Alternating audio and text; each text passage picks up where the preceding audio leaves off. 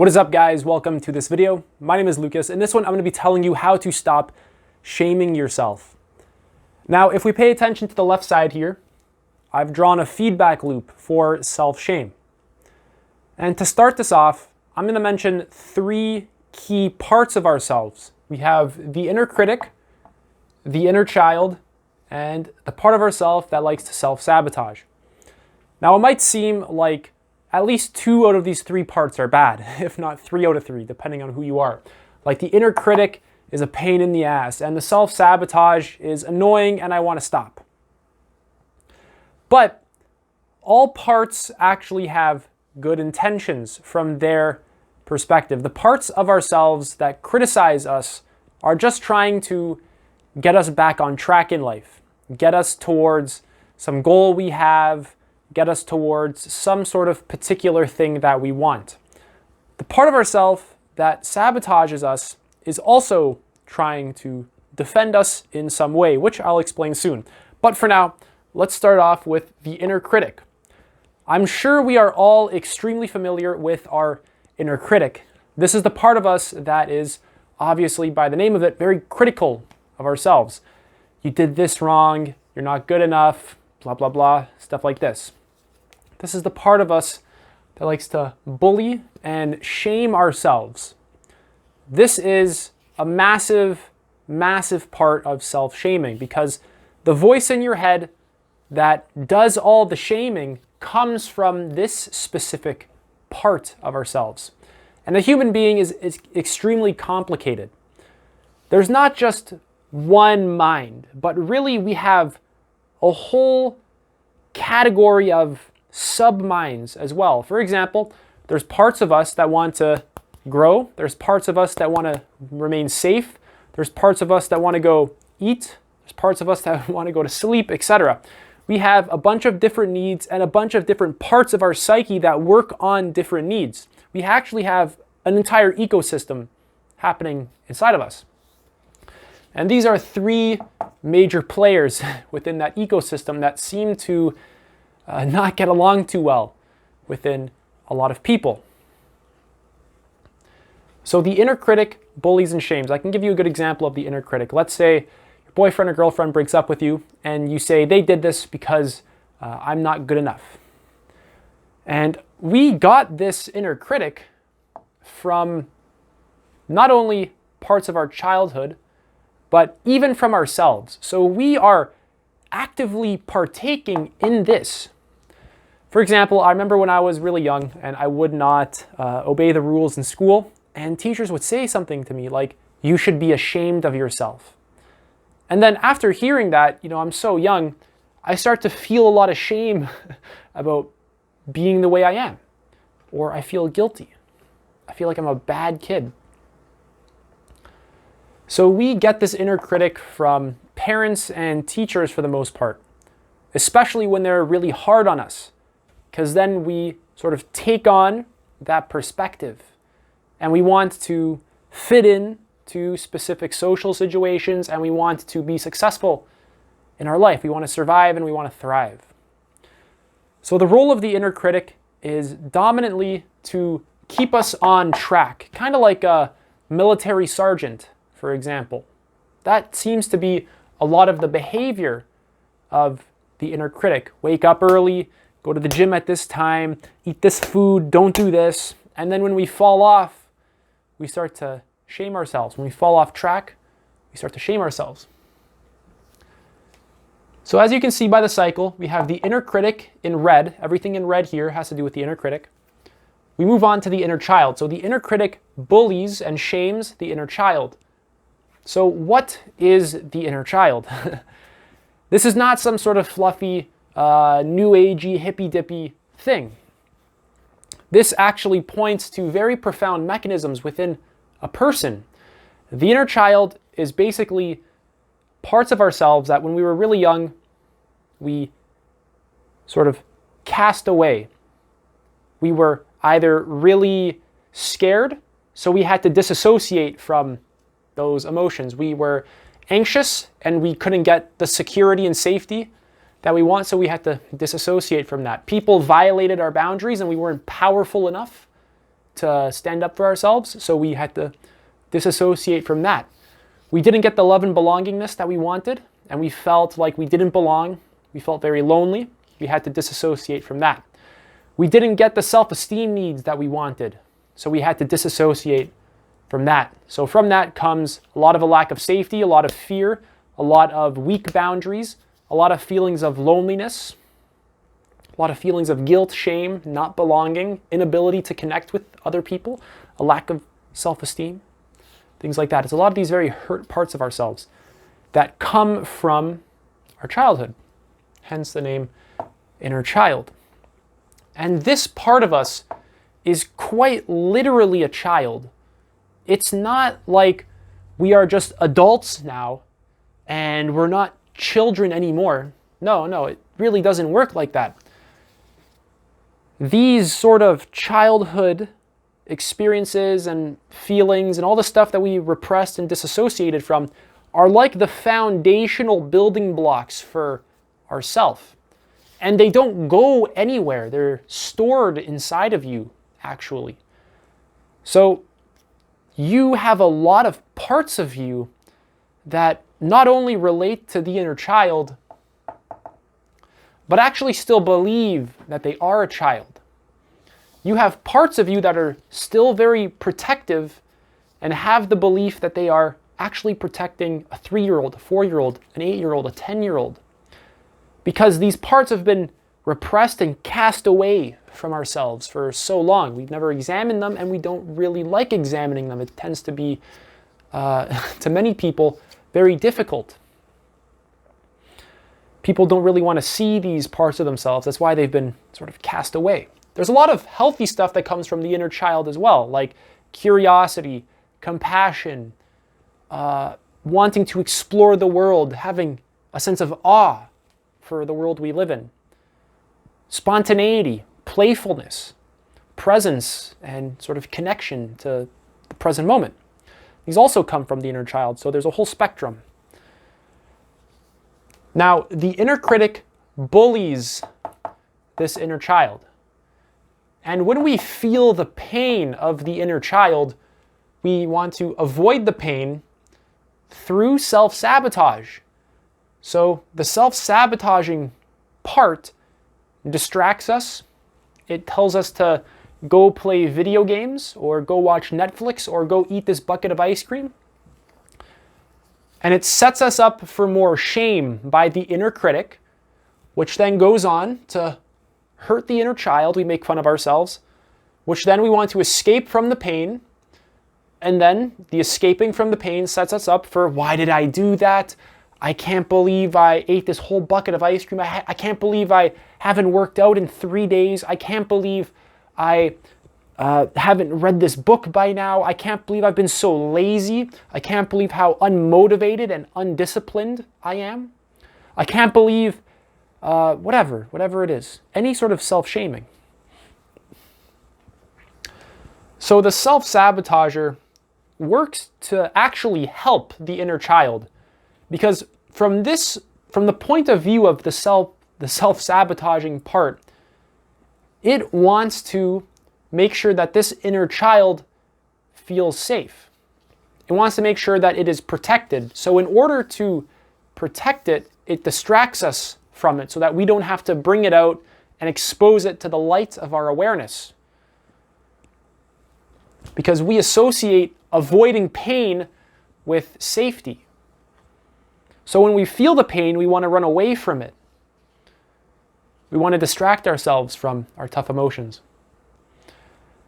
Now, there's nothing bad about any part. Every part has good intentions. The inner critic just wants to keep us on track. It wants to make sure we're accomplishing our goals and that we're, living up to a lot of our ideals that we set for ourselves, for example. It just wants to keep us in line. And it also wants to keep this inner child in line. That's why it bullies it and shames it so much. Because from the point of view of the inner critic, which a lot of you might be using to watch this video, the inner child is weak. It sounds girly, too feminine, too childish, and there's no room for that inner child crap around here.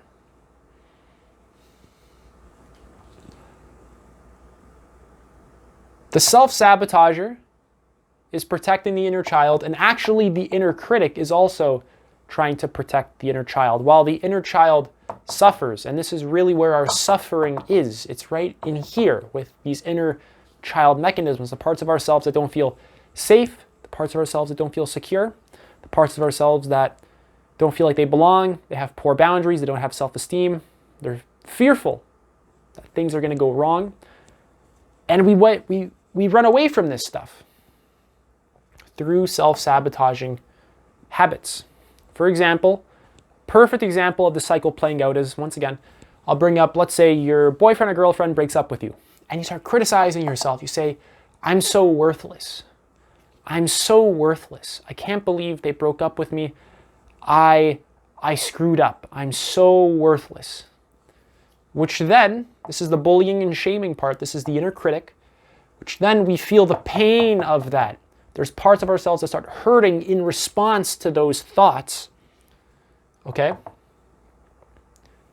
That's the inner child, the parts that are wounded.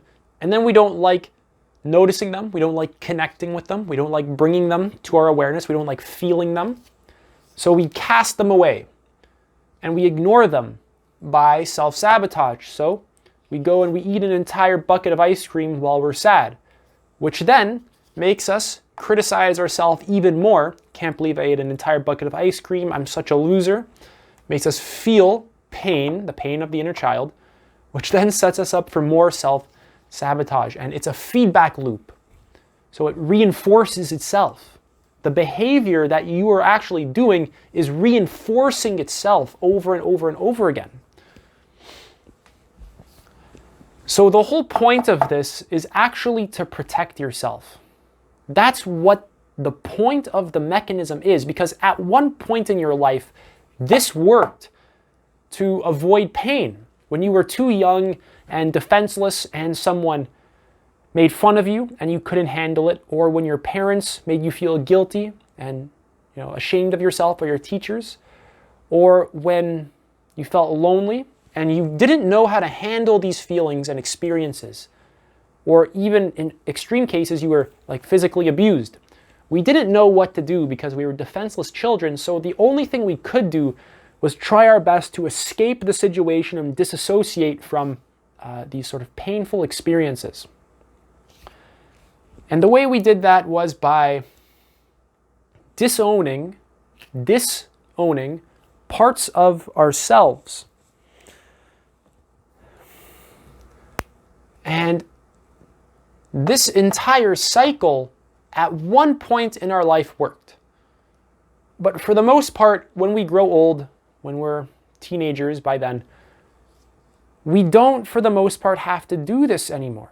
And it just creates too much pain. We have too much emotions bottled up that are unexamined and making us suffer. And we're too stuck in this habit of, this feedback loop, this internal system, this internal mechanism. And even better, we don't even know that this exists. We have no idea what we're actually doing and what's actually going on inside of us when this is taking place. So I hope you guys understand the feedback loop of self-shame.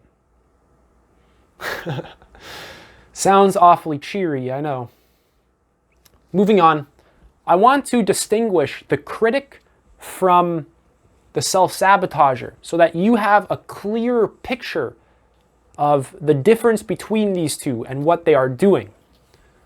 So the critic is an overseer. It's like a manager. It's like a military sergeant. Wake up at 5 a.m., go to the gym by 5:30, eat eggs and nuts and whatever for protein, 300 push-ups. We're all very familiar with these sort of overseeing and managing parts of ourselves. Even when you're cooking dinner and your shoulders are up, for example, when your shoulders are stuck up like this, your odds are really trying to manage everything. You're over-managing a situation. So the critic acts like a manager, kind of like just a military sergeant.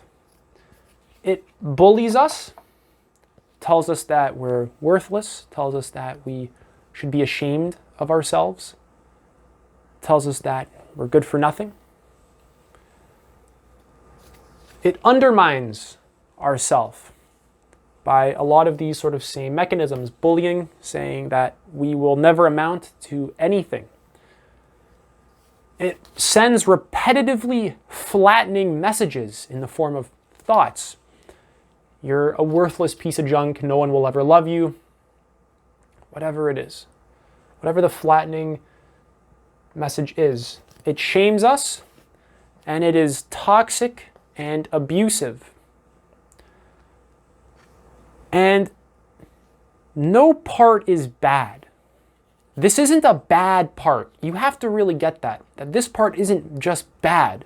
Even though we don't like these things, this is a mechanism that began in childhood and helped us to remain strong and competent in the eyes of people around us and in our own eyes. It helped us to survive, actually. And although it might not serve us anymore, it did at one point, and this conditioning is just replaying itself over and over and over again. It's a pattern that we're doing. Next, we can move on to the self-sabotager. This guy is undercover. He's not as known as the inner critic. We're all very familiar with the inner critic. We can all admit to that if we're honest enough. The self-sabotager is a little bit sneakier. So he is a detouring presence. So let's say you want to wake up early and go to the gym, and you set this goal for yourself, but the self-sabotager wants you to go and party all night and get really drunk and then play video games the next day. That is the role of the self-sabotager, to distract you from yourself. Maybe it's your fitness, your health, your emotions, your whatever it is. Whenever there's something kind of stressful, something difficult for us to do, something that's urging us to grow or change, we distract ourselves from it. Because humans are homeostatic systems. We like homeostasis, okay? We seek to maintain ourselves for the purpose of self-preservation and survival. A good example of that is when you get hungry and you want to put more food in yourself so that you eliminate that feeling of hunger and maintain your survival. It's the same thing psychologically. Whenever there's changes happening in our mind, whenever there is anything that can shift the course of our life and take us out of our status quo, like for example, if you're single and then you get into a relationship, you can get scared. For example, anything that shakes up our status quo brings us, or can bring us, fear or difficult emotions. And this guy likes to push us away from that. So it pushes us away from the inner child. It pushes us away from growing ourselves, not because it's evil, but because it's trying to help. But because from the point of view of the self-sabotaging part, there's changes being done to our system. There's something changing, and this could mean trouble because it's unknown. We don't know exactly what the consequence of change is. Maybe it could mean death. So from the point of view of the self-sabotaging part, it is actually acting in an attempt to help our internal system, not to kill us or some sort of evil inner terrorist, but it's actually trying to help us. So it does repetitively flattening actions. Let's say you overeat when you're anxious. That's a perfect example. You can notice that maybe you were thinking some thought about yourself, how you don't have enough money or you'll never be able to pay the bills or something like that. A little bit of the inner critic. You felt a certain way, you felt anxiety, you felt a lack of safety, and then you went to the ice cream, the self-sabotager, which then set you up for more self-shame, more pain, more self-sabotage. So the self-sabotager does repetitively flattening actions, whereas the critic does repetitively flattening messages. You ever see the military sergeants screaming at the soldier doing push-ups, calling them all soft little weaklings or little girls? That's a lot like the inner critic, whereas the self-sabotager is more like a sort of FBI agent who's seeking to sabotage everything. But we have to keep in mind that from the point of view of the self-sabotaging part, it is trying to help. It has good intentions. It is not a bad part to be hated. It's a part of ourself that is actually trying to defend ourself. It distracts us from ourselves in order to keep us functioning so that there's not an overload of pain, for example, that we have to deal with. So it seeks to actually keep us safe, and it does a great job of that. The problem, though, is that it distracts us from long-term happiness and success and well-being.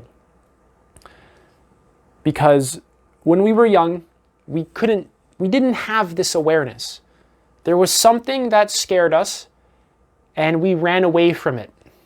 And this is the running away mechanism. It's a detouring presence. There's something happening that is scary, uncomfortable, overwhelming, and we avoid it. We run away. It's the avoidance of the pain, which is actually working to try and make us feel good. If you notice, every time you've tried to run away from pain and reach for ice cream, it's just the example that keeps coming to mind, you're doing it to try and feel good. So this self-sabotager isn't some little evil guy inside of you. It's something you're actually doing. It's a part of you. It's something you're ongoingly creating. So the self-sabotager sets us up for the critic to shame us by not going to the gym for 3 days and not doing our personal growth routine, whatever it is, or eating too much ice cream or playing too much video games. It sets us up for the critic to shame us. And the self-sabotager is the inner child in adult language. The self-sabotager is the voice of reason for the inner child. It just wants to help those wounded parts of ourselves to escape this pain and remain safe. Now, how do you stop shaming yourself? I didn't really get to that point yet. Pretty far into this video, I didn't really get to that. Because self-shame is actually a complicated thing. This is something that damn near everyone on the planet does and has no idea why they're doing it or really what's going on. The way to stop self-shame is by becoming aware of this whole mechanism. You have to become more self-aware. You have to actually investigate your pain, why it actually is that you shame yourself, why it actually is that you run away from your pain, why it actually is that you distract yourself. And if you hold on just one quick second, I can recommend you this book. It's called Bringing Your Shadow Out of the Dark by Robert Augustus Masters. This book will deeply help you with this. This is an extremely valuable resource that you can find on Amazon, and it comes right to your house. And I would highly recommend that. That's a deeply valuable resource. It would be extremely wise to purchase that book right now. And one more, for the hell of it.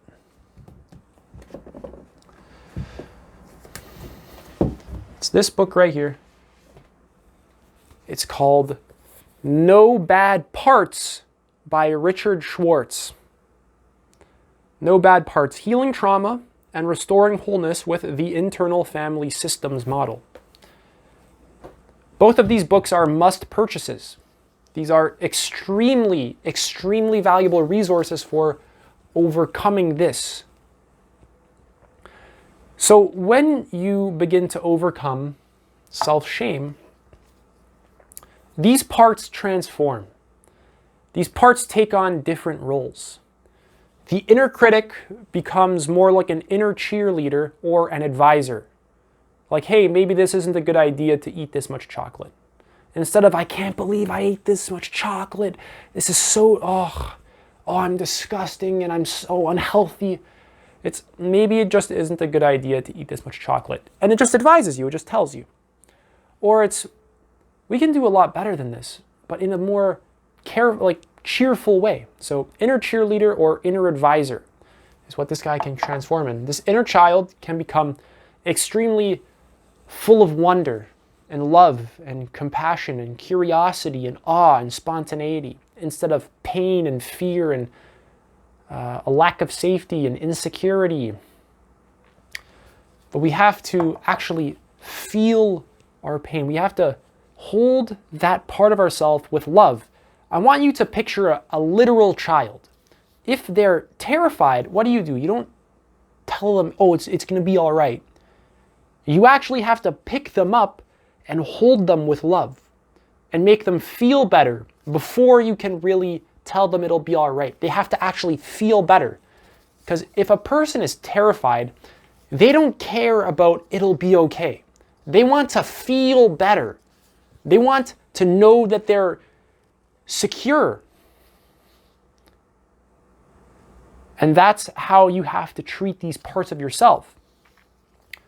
When the pain arises, you have to take the counterintuitive move and actually love it and embrace it as though you're holding a little child inside of you, because that's what it is. Like I said, these parts are basically frozen in time. They're basically frozen because when we were really young, we didn't know how to deal with them, and these parts tried to help us, and at the time they did. And they froze in that position. All that pain hasn't went anywhere. It all remains. It all stays. It gets stored inside of you. So you have to move into your body, move into your feelings, move into the physical sensations of your body, and actually investigate what's happening. I recommend reading the books I gave you. They'll help you a lot.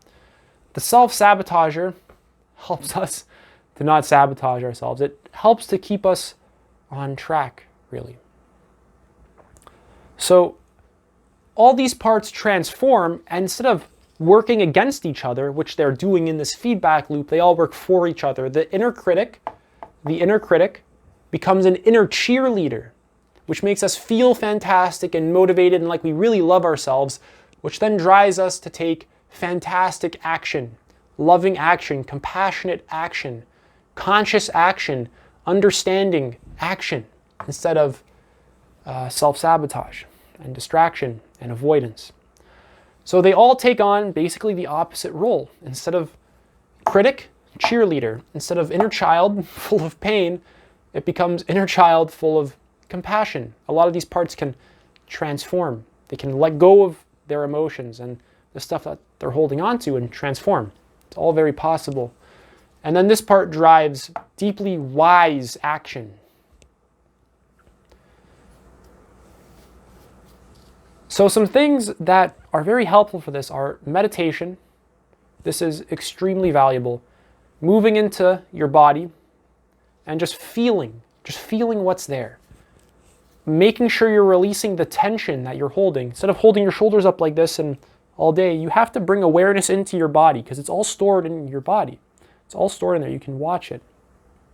So I would highly recommend the books. I would highly recommend a meditation practice. And I would highly recommend watching yourself do this.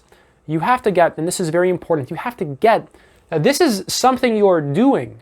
These are things that you're doing. You are beating yourself up, which creates a lot of pain, which it's already there. Unless you've investigated it, it's already there. And then it's leading to this self-sabotage. You're picking up the ice cream. You're going to the computer for video games. You're going to watch porn because you're lonely. You're bored. You feel ashamed of yourself. You feel guilty. You feel worthless. Instead of turning back and investigating these feelings and bringing compassionate awareness to ourselves, We avoid ourselves, which just creates the cycle again. So you really have to understand that it's something you're doing. This isn't something that you're just a victim to. This is something you're actually creating ongoingly within yourself. So that's basically it for this video. This is a pretty good theoretical understanding of self-sabotage, inner critic, the inner child, and overall the cycle of shame. The only real way to deal with this is through understanding. You need a good theory of what's happening, and then you have to move into it with awareness. Actually feel it, investigate it, and bring compassion to yourself. Have compassion for yourself. Have compassion for your knees when they hurt. Have compassion for the inner critic when it's stressed out and wants to keep everything in line. Bring compassion to the hurt parts of yourself. So they need investigating. They need direct investigation. You have to move into your actual direct experience and your feelings and your body. And you have to see how this mechanism drives action. You have to see how you are doing this in real time to really go, holy crap, there's a system that is completely dictating my life. And I didn't even know. I thought it was like my free will decision, that I'm actually just doing this on really my own free will and my own high quality decision making. But actually what was going on was there was just a mechanism controlling me. I was like just being controlled by a feedback loop. So you have to get that this is something you're doing constantly. You're acting it out. It's actually something you're doing. That's a very important thing. It's not something that you're just a victim to. You can change this. I've deeply changed this within myself. But that's it for this video. Make sure you get the books that I recommended. Bringing Your Shadow Out of the Dark by Robert Augustus Masters and No Bad Parts by Richard Schwartz. You can get them on Abe Books, on Amazon, bookstores, stuff like that.